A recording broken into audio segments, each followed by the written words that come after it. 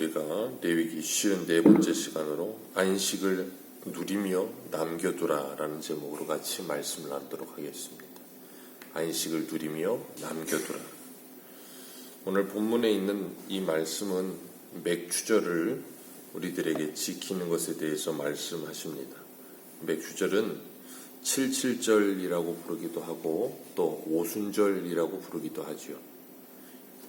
7 안식일이 지나간다 그래서 77절 그렇게 이야기하고 7 안식일 후에 50일째 되는 날에 드린다 그래서 오순절 그렇게 부르기도 합니다. 그리고 보리를 거두어 들여서 하나님께 절기를 지킨다 그래서 맥추절 그렇게 부르기도 하는데, 이 맥추절은 초실절과 연관이 있죠. 두 절기는 모두 곡식을 거두어서 하나님께 감사하여 드리는 절기입니다. 초실절은 하나님 앞에 곡물의 첫 이삭을 드리는 절기이고, 맥추절은 이 보리를 추수하여 하나님께 감사함으로 드리는 절기인데, 하나님께서 이스라엘 백성들에게 초실절 첫 이삭을 거두어서 하나님께 드리는 절기를 지키고 7 안식일이 지난 후 50일이 될 때 맥추절을 지키라 그렇게 말씀하셨어요. 이스라엘 백성들에게는 3대 절기가 있습니다. 유월절과 오순절과 수장절, 이 3대 절기가 있어요. 이 3대 절기는 제가 몇 번 말씀드렸지만 우리의 신앙의 이 전 여정 속에서 구원이라고 하는 것이 어떤 것인가 하는 것을 잘 보여주는 3대 절기라 그랬어요. 그래서 유월절 어린 양을 잡아 하나님께서 그들을 어떻게 구원하셨는지를 가르치시고, 맥추절을 지키면서 이 맥추절 오순절이라고 하는 것, 성령 강림을 통해 그들이 어떻게 하나님의 백성이 되는지를 가르치시며, 그리고 수장절을 통하여서 뭐 하세요? 성령으로 말미암아 그들이 아름답게 열매 맺으며 추수하는 삶을 살게 하시고, 수장절, 그 수장절을 통하여서 그 곡식을 거두어 들여서 창고에 넣듯이 하나님의 백성들이, 그 알곡들이 천국 창고에 어떻게 들어가게 되어지는지를 보여주는 것이다 그랬어요. 그래서 1년의 그 3대 절기를 통해서 우리의 일생의 구원이 어떻게 하나님의 은혜 가운데 이루어지는지를 우리에게 가르치시는데, 하나님께서 이 절기들을 기억하게 하시면서 이런 많은 절기들을 주실 때 그 절기들을 가지고 우리로 하여금, 이스라엘 백성들로 하여금 그 하나님의 은혜가 어떤 것이며 하나님이 그들에게 베푸신 사랑이 어떤 것인지를 계속해서 그들에게 잊지 않고 기억하게 하시기 위한 하나님의 안전장치와 같은 것이다 그렇게 말씀을 드렸어요. 그러니까 이스라엘 백성들에게 참 많은 3대 절기도 있지만 그것 말고도 세세한 절기들이 참 많은 이유는 하나님께서 일상 속에서 그들에게 하나님의 은혜를 계속해서 뭐하게 하시냐면 그 은혜를 잃어버리지 않고 상기하며 기억하며 살 수 있도록 그들에게 배려하시는 거예요. 근데 그들이 하나님의 은혜와 사랑을 잃어버리게 되면 하나님이 주신 절기들은 그들에게 어떻게 되냐면 무거운 짐밖에 되지 않는 거예요. 그래서 왜 이렇게 절기가 많은 거야? 왜 이렇게 뭐 해야 될 게 많은 거야? 하는 그렇게 무거운 짐밖에 되지 않아요. 그렇기 때문에 그들이 늘 하나님께서 베푸신 은혜와 사랑을 누릴 수 있도록 하나님께서 그들에게 항상 은혜를 베푸시고, 그들은 그 은혜가 그들에게 당연하지 않다는 것을 늘 기억하며 살아야 되는 거예요. 우리도 모르게 하나님께서 우리에게 베풀어 주신 은혜를 당연하다 생각하기 시작하면 그것이 감사로 나오질 않아요. 우리가 그래서 가끔은 이렇게 몸이 아프신 분들이나 어려움 가운데 있는 사람들을 우리가 때로는 돌아보며 그들을 돕는 이런 일들을 하면서 뭐 하는가 하면 내가 하나님께 받은 은혜가 얼마나 큰 것인지를 잊지 않게 하시는 하나님의 방편이 되기도 합니다. 그래서 때로는 병원의 중환자실 같은 데 가보면 숨 쉬는 것 자체가 얼마나 큰 복인지를 몰라요. 산소호흡기를 끼고 자가호흡을 못하는 분들을 보면 숨을 이렇게 우리가 너무나도 당연하게 내쉬고 들이마신다는 게 얼마나 큰 복인지 몰라요. 걸어다니는 게 얼마나 큰 복인지 몰라요.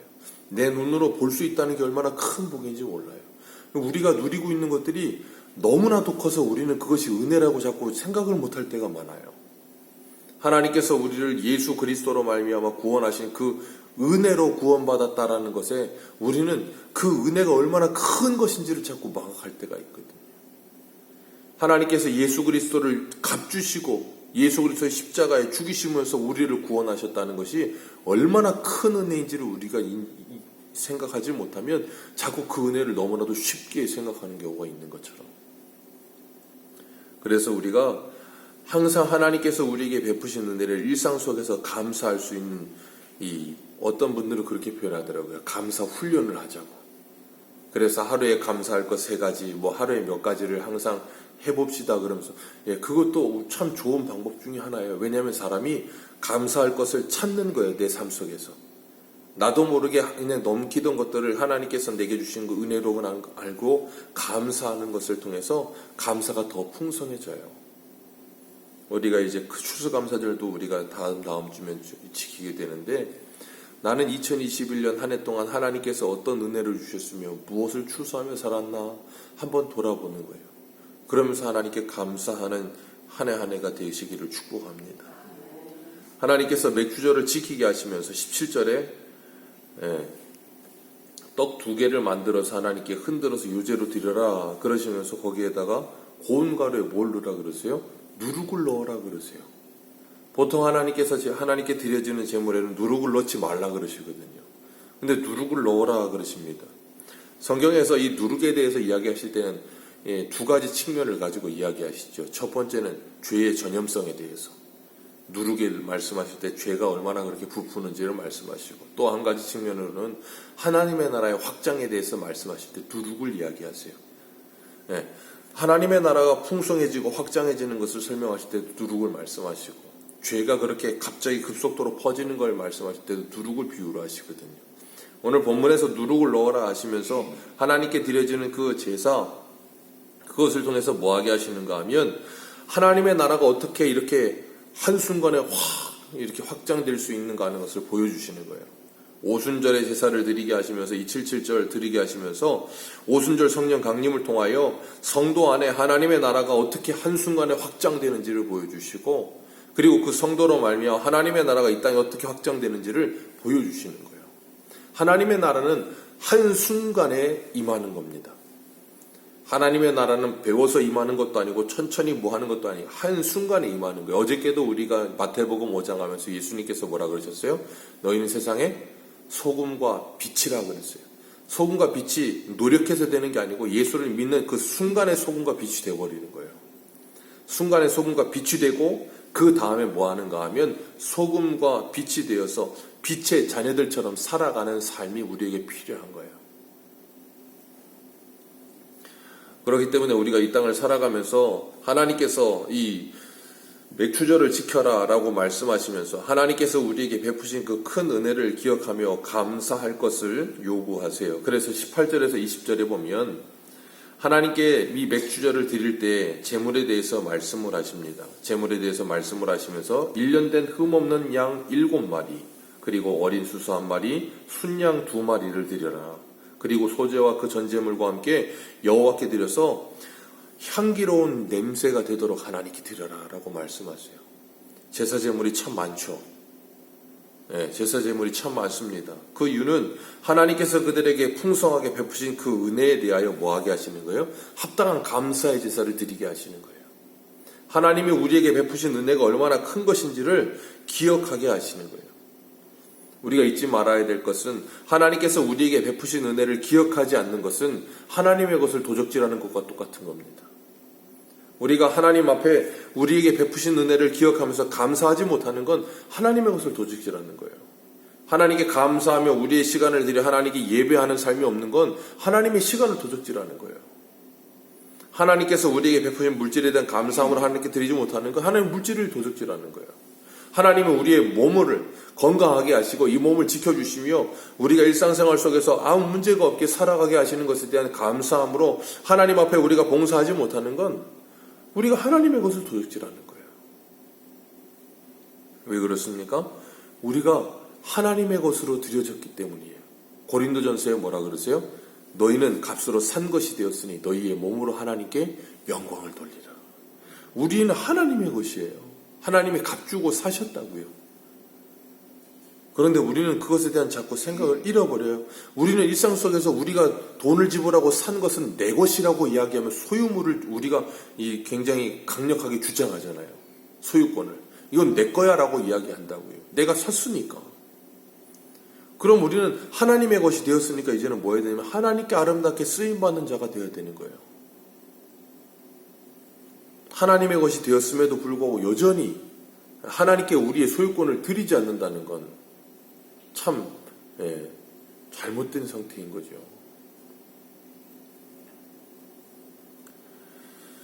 우리는 예수 그리스도로 말미암아 구원함을 받았습니다. 그리고 하나님의 것이 되었기에 감사함으로 하나님께서 우리에게 이렇게 살아라라고 말씀하실 때 그것에 뭐예요? 마땅하게 순종하며 하나님의 것이기에 살아가는 거예요. 주님께서 그 말씀을 하시면서 뭐라 그러시냐면 22절에 이렇게 말씀하세요. 22절 같이 한번 읽습니다. 시작. 너희 땅에 동물을 기를 때에 남 모퉁이까지 다 베지 말며 떨어진 것을 주지 말고 그것을 가난한 자와 어린이를 대하여 남겼다. 나는 너희의 하나님 여호와이로다. 아멘. 하나님께서 19장에서도 이런 말씀하셨죠. 레위기 19장 이웃사랑에 대해서 말씀하실 때도 이 말씀을 하셨었는데 땅에서 곡식을 거둘 때 밭에 모퉁이까지 다 베지 말고 남겨두어라. 옛날 성경에는 버려두라 그러셨어요. 그걸 남겨두고 줍지 말아라 라고 말씀하시면서 하나님께서 그 남겨두고 줍지 말아야 될 이유에 대해서 말씀하시면서 객과 고아와 과부를 위해 남겨두라. 그들이 그것을 먹을 수 있도록 그들에게도 먹을 것이 있도록 남겨두어라 그렇게 말씀하시는 거예요. 그러면서 하나님이 우리에게 주신 것이 우리만을 위해 주신 것이 아니라 우리와 함께 하는 사람들을 위해서도 주신 것임을 기억하라는 거예요. 예전에 이 그리스의 성지순례 때문에 학교에서 이제 그리스에 간 적이 있어요. 그리스에 갔을 때 차를 타고 시내를 가는데 시내 양 옆에 이 오렌지 나무가 있는데 오렌지가 하나가 걸린 거예요, 나무에. 근데 그걸 안 따는 거예요. 그래갖고 지나가면서 너무 신기해가지고 길 옆에 오렌지 나무가 있는 것도 신기한데 그게 그냥 가득히 열렸는데 안 따는 것도 너무 신기한 거예요. 그래서 가이드한테 저거 왜 안 따냐고. 저거 너무 아까운데 내가 데려갖고 한국 식당 가면서 저거 하나 따먹어도 되냐 그랬더니 먹지 말라고. 저거 맛도 없다고. 그러면서 하는 말이 뭐냐면 저거 이 동물들하고 새들하고 뭐 그런 거 주려고 그냥 안 따고 놔두는 거라고. 우리도 예전에는 뭐 감 따거나 뭐 그런 거 할 때 이렇게 따고 위에 거 못 따는 건 뭐라 그래요? 까치밥이라고 그러잖아요. 못 따니까 그런 말을 한 건지 모르겠지만 그래도 그 위에까지 억지로 따지 않아요. 그냥 남겨둬요. 짐승들이나 아니면 그걸 먹으라고. 그러면서 뭐 하는가 하면 함께 더불어 함께 살아간다는 걸 우리들하고 뭐하게 우리 옛날 선조들도 그런 걸 자연스럽게 했다고요. 그러면서 긍휼히 여기며 다른 사람을 돕는 것에 대하여 그렇게 어렵게 생각하지 않았어요.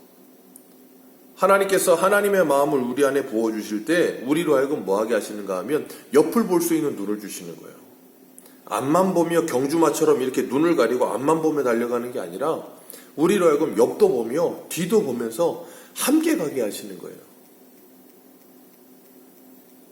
우리 생각에는 야 이렇게 합리적이지 않게 이렇게 살아. 분명히 있는데 왜 안 가져가? 라고 이야기할 수 있지만 하나님께서는 그러지 말라는 거예요. 왜요? 우리에게 이 밭에 있는 곡식을 거두게 하시면 그것만으로도 충분하다는 거예요.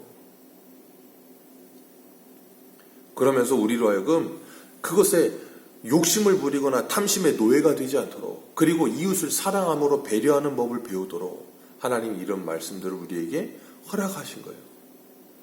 그러니까 이 말씀을 지켜 살아가면서 우리는 뭐 하게 되면 우리 스스로 하나님의 마음을 우리 안에 담아가며 살아가는 것이고 그러면서 하나님의 나라를 경험하며 살지만 이런 말씀에 순종하지 않을 때 우리는 뭐 하게 돼요?